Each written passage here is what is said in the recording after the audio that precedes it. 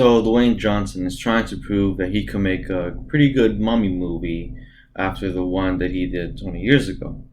Did it work out? Let's just see. So Jungle Cruise is the new movie directed by Disney, starring Dwayne Johnson, Emily Blunt, and a bunch of other throwaway people. And basically, it's just another movie that's mission of a bunch of other stuff, and that's all you need to know. And again, another week, another movie, another similar, very exact, same type of review this time. Uh, Honestly speaking, there isn't anything that I said on the previous review that does not apply to this movie. All these movies are just generic. But let's break down all of the stuff that I saw in this movie.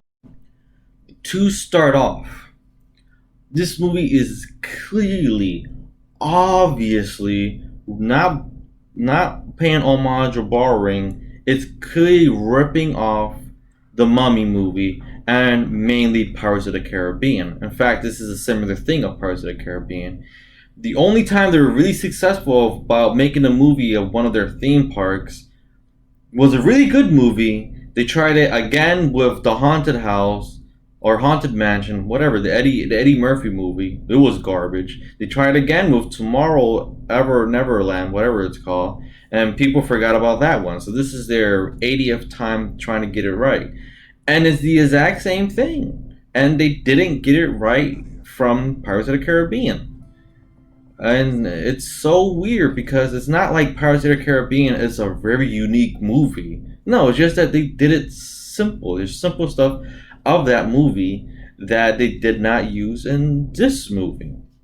This main one that I could think of is practical effects, practical stuff, and actual characters that we care about. Going on, this movie is The Mummy. It's also Pirates of the Caribbean. It's also Indiana Jones. It's also a bunch of other stuff. Like, name any adventure movies from like the 80s and 90s. This is all that stuff all combined together, and there is nothing, I repeat, there is nothing original about this movie.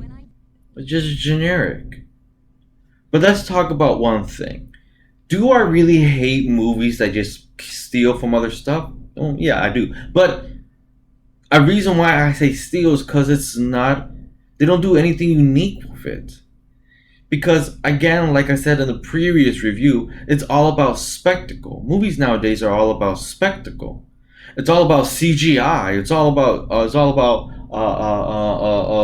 CGI and spectacle. And so, filmmakers and studios mainly focus on that aspect, on trying to have visual.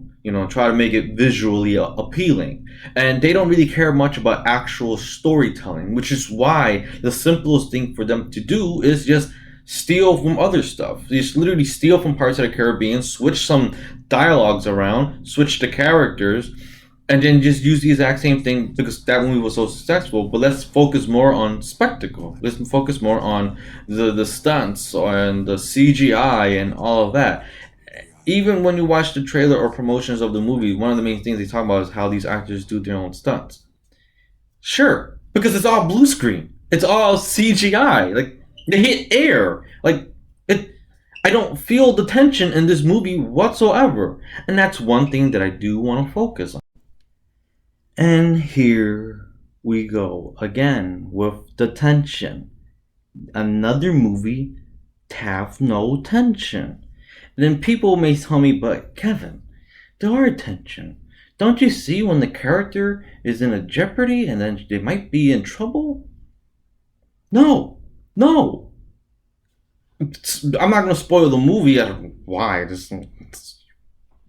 I'm not gonna spoil it because it doesn't make any sense, and so you try to explain it to me. But there are characters here that are never in trouble. Some of these characters never dies. Because they're like, again, they're never in pain. Yeah, she may be trapped. She might have like people having guns around her, but they never like bleed. They never are in pain. They never like literally almost died. Like I know that the movie is going to go on and they're never in jeopardy or jeopardy, whatever the heck I said, whatever. But that's the thing. I don't care. If you don't have tension, I don't care about the movie. And this is another movie that did it. There's one thing that I do want to talk about adventure movies because I love adventure movies. I grew up watching the Indiana Jones franchise. I grew up watching all of the adventure movies, the Mummy movies. Also grew up watching Romance in the Stone, which is one of my favorite, and also movies from like the 50s and earlier, like King Solomon's Mine, the Naked Jungle. Also, what's another one of my favorite? The African Queen, which I actually think I might use that as an example of what really to do. But anyways, there is something about these movies as to why they are really good and appealing, maybe to me. And the reason why is the characters. These adventure movies are basically, romantic movies. If you follow the plot of any of them, even the Mummy movie, you can also include Pirates of the Caribbean. It's essentially about this. Is mostly a female who is from a higher society, from the city and high class, who came to the jungle or to the desert or whatever to have an experience, either to go on an adventure or to seek out something. But then we have the reluctant hero, who is basically a male who is down on his luck, a really tough guy, and basically it's a romantic story of these two different worlds trying to set aside their differences, find a common ground, and eventually find love and the adventure. Those are basically adventure movies. Every single one of them, the ones I've mentioned, all had similar plot. But the thing is that it's an arc, especially for the supporting role, the female, because usually mostly the females, where they, at first they are just book knowledge, and they really don't have much of experience out on the field. But having this adventure, learning how to actually apply what you learn in school, and then put those to use, and then be action, be fight back, able to stand your ground, strong, independent females. Uh, it's an arc. It's an arc in those movies, and those really good. And like all of them does the same thing with the Mummy movie. Evelyn, she was a book reader. She was a librarian. She came to seek out adventure, to seek out the treasure, and along with the help with Rick O'Connor, they go on this adventure. She learns different things, and then by the end, she's strong and independent. And then by the sequel, she's even more independent. Character arcs. And the same thing with Elizabeth Swann and the Pirates of the Caribbean. She grew up as a high class person, and along the way, she learned to fight and stand her ground, and it's the same thing. Now, why do I mention this? It's because this movie has none of it. It's just another movie where Emily Blunt's character, Lillian, whatever the heck her name is, female, where Lady basically is a tough badass who understands everything from the beginning of the movie and at the end of the movie is the exact same thing. And it just makes no sense. Like, what is her arc? I don't understand her arc. What was she in the beginning of the movie and at the end of the movie, that the reason why the movie happened is for the character at the ending for them to end up being in a different spot? But she's sort of in a different spot, but she's the same person. She doesn't learn anything besides the mystery, which I guess people could like that. I'm just saying, me personally, I like a character that learns stuff, that learns along the way.